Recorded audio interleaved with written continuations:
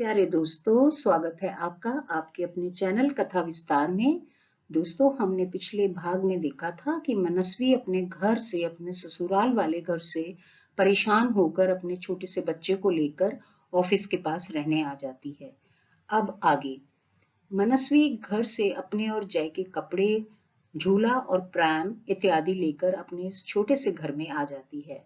उसने एक फर्निश्ड घर रेंट पर लिया था, तो घर में जरूरत का ज्यादातर सामान मौजूद था। उसे अपने और जय के खाने पीने का सामान लाना था।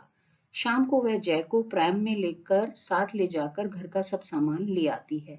कुछ सामान ऑनलाइन भी ऑर्डर कर देती है। अभी ऑफिस शुरू करने में सिर्फ 4 दिन ही बचे हैं। उसको अपना किचन सेट करना है और जय के लिए एक आया का इंतजाम भी करना है। वह कोशिश में लग जाती है। 3 दिन बीत जाते हैं पर उसे कोई आया नहीं मिलती। तब वह घर के पास ही उसके लिए क्रैच देखती है। उसकी मम्मी को उसने पहले ही बता दिया था, अगर वह अपने मायके में रहने जाती है तो मम्मी कहती है कि उसकी पड़ोसनें कहती हैं, अरे मनस्वी तो अपने ससुराल में कम और मायके में ही ज्यादा रहती है। उसके मम्मी पापा भी पुराने विचारों के ही थे।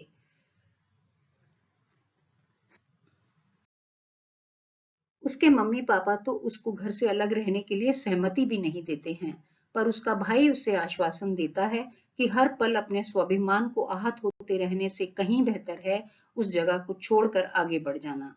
बात स्वाभिमान की भी थी और ढंग से जीने की भी। घर पर रहकर नौकरों से बदतर जिंदगी जीने से उसे अपने लिए यह रास्ता उचित लगा था। वह अपने घर को अपने तरीके से सजाती है। अगले दिन ही अपनी और जय की तैयारी करती है और सोने चली जाती है। लेटते हुए वह सोचती है और भगवान का शुक्रिया अदा करती है कि उसके पास शिक्षा, नौकरी और अपनी तनख्वाह है, नहीं तो पता नहीं क्या होता। आज वह अपने नए सफर के लिए पूरी तरह से तैयार है। जय अभी सोने के मूड में बिल्कुल भी नहीं था। उसका तो खेलने का मन था। वह थोड़ी देर उसके साथ खेलती है, फिर दोनों माँ बेटा सो जाते हैं। अगले दिन सुबह उठकर वह जय के लिए दूध और अपने लिए चाय बनाकर शांति से बैठती है। आज काम कम ही था, क्योंकि अब उसे केवल अपना और जय का ही काम करना है। वह आराम से बैठकर चाय पीती है। कभी कभी बीच में जय की बोतल भी पकड़ लेती है, पर वैसे अब अपनी दूध की बोतल वह खुद ही पकड़ लेता है। चाय पीने के बाद वह किचन में जाकर अपने और जय के लिए कुछ कुछ बनाकर पैक कर देती है। फिर जय को नहला धुलाकर खुद भी तैयार हो जाती है। आज जय का क्रच में पहला दिन है। वह उसको वहां छोड़कर ऑफिस के लिए निकल पड़ती है। आज वह 6 महीने के बाद ऑफिस आई है। सबसे मिलकर उसको बहुत अच्छा लगता है। सब उसके बेटे के बारे में पूछते हैं और वह भी सबको उसकी हरकतों के बारे में बताती है। आजकल वह ठीक 2 बजे ऑफिस से निकलकर क्रैच में आ जाती है और जय को लेकर घर आ जाती है। उसके साथ थोड़ा टाइम बिताकर अपने हाथों से खिला पिलाकर फिर 3 सवा 3 ऑफिस पहुंच जाती है। यूं पास रहने का एक बड़ा फायदा उसको यह होता है कि सुबह 10 बजे से दोपहर 2 बजे और फिर शाम 6 बजे उसको फीड दे पाती है। अगर ससुराल में ही रहती तो सुबह 8 बजे निकलकर वापस 8 बजे ही घर पहुंचती, वह भी थक कर टूटी हुई। वह सोचती है यह कड़ा निर्णय जय के लिए भी अच्छा ही रहा कि अब वह सुबह उसको क्रच में छोड़ने के 3-4 घंटे में मिलकर देख सकती है। ऐसे ही लंच के बाद भी 3-4 घंटे में घर वापस आ जाती है। कुल मिलाकर उसे यह जिंदगी रास आने लगी है। उधर उसके ससुराल में अब सारा काम फिर से सासू माँ को ही संभालना पड़ता है। उनको लग रहा था कि वह तो सोच रहे थे 4 दिन में ही वापस आ जाएगी।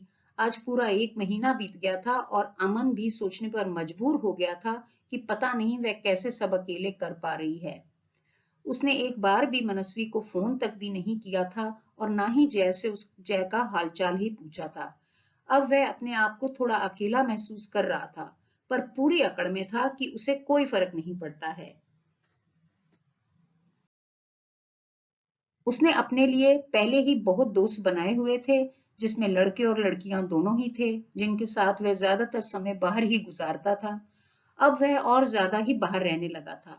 मनस्वी से मिलने उसका भाई तो आता ही रहता था, बाकी ना तो मायके से और ना ही ससुराल से कोई उससे मिलने आया था और ना ही वह वहां गई थी। वह छुट्टी के दिन अपनी पुरानी सहेली दिशा के घर चली जाती थी या वह उसके घर आ जाती थी।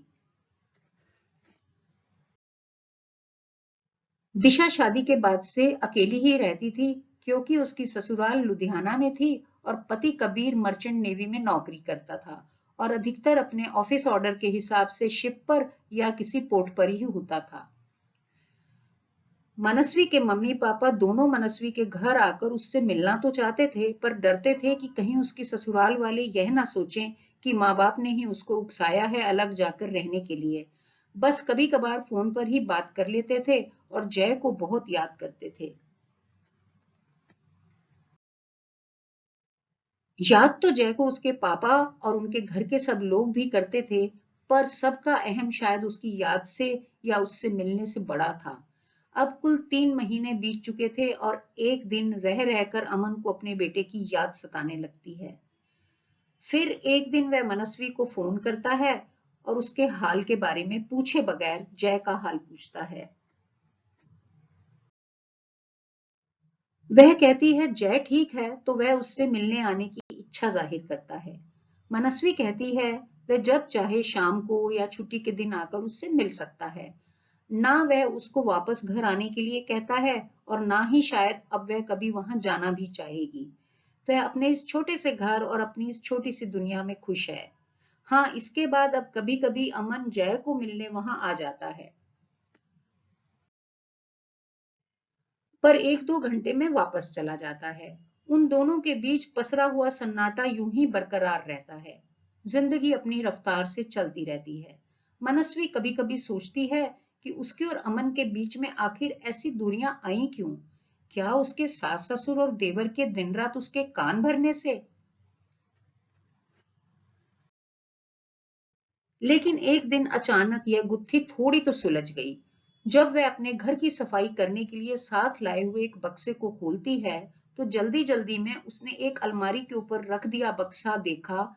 उसमें कुछ फाइल्स और कागजात वगैरह थे जो उसने कभी खोले नहीं थे, उसे खोलने की जरूरत भी नहीं पड़ी थी।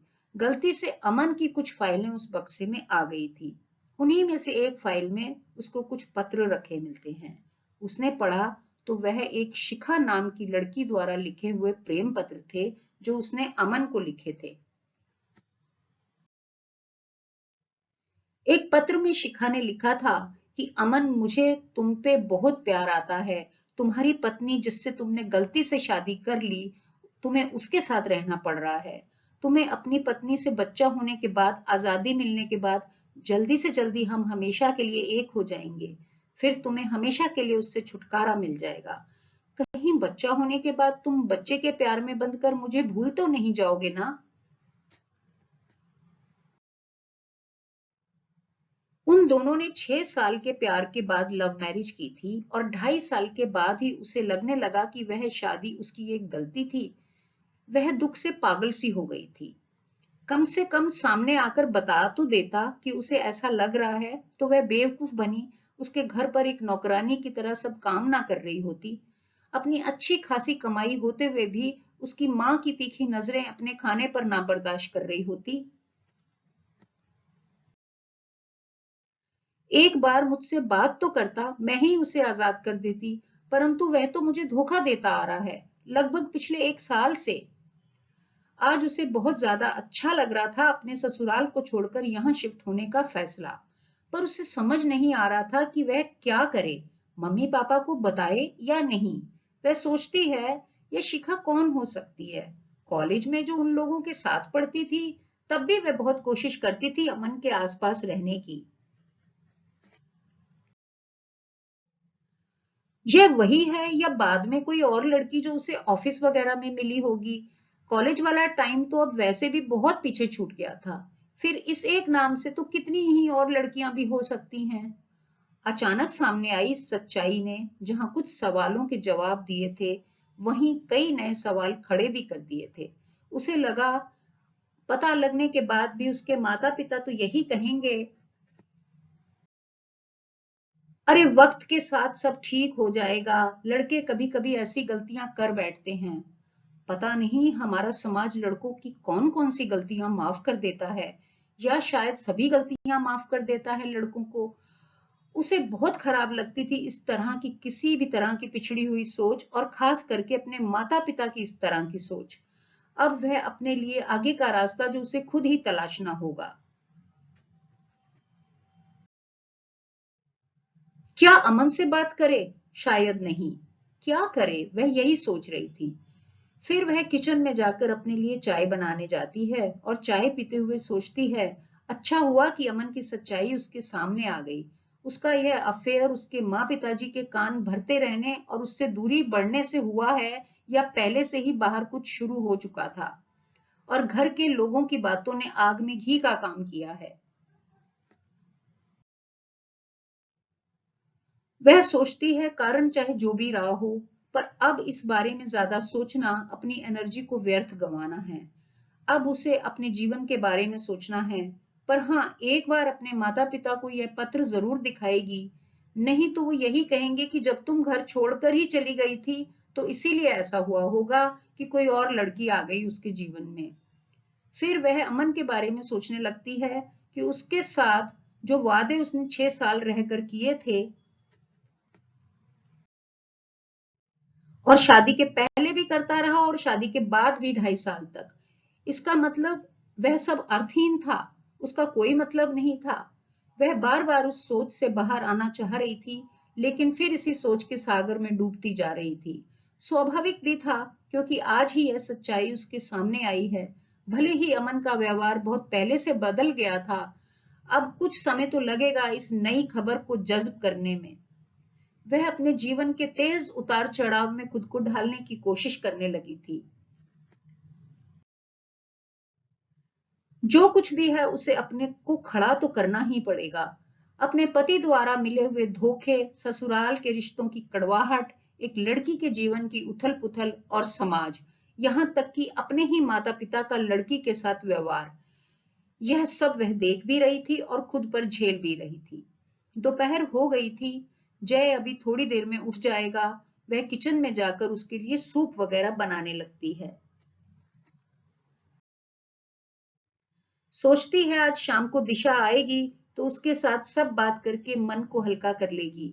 एक वही तो है जो हर दुख सुख में उसका साथ देती है। पिछले दिनों दिन रात उसने एक कर दिए थे जब जय को बुखार आया था। यह सोचते हुए वे किचन में जय के लिए सूप बनाते बनाते अपने और दिशा के लिए भी शाम की चाय के साथ कुछ तैयार कर लेती है। अब वह कर रही है दिशा का इंतजार अपने मन की बातों को बांटने के लिए। तो दोस्तों, ये था मेरी कहानी और वह आगे बढ़ गई का भाग 2। अब हम भाग 3 में देखते हैं कि वह दिशा के साथ मिलकर किस प्रकार से आगे अपनी समस्या का हल ढूंढती है और आगे उसकी जीवन यात्रा कैसे चलती है। तो दोस्तों, यह है मनस्वी की कहानी। हम जल्दी मिलेंगे भाग 3 में। आपको यह भाग कैसा लगा, कृपया कमेंट जरूर करें और अपने इस चैनल को सब्सक्राइब जरूर कर लें। धन्यवाद।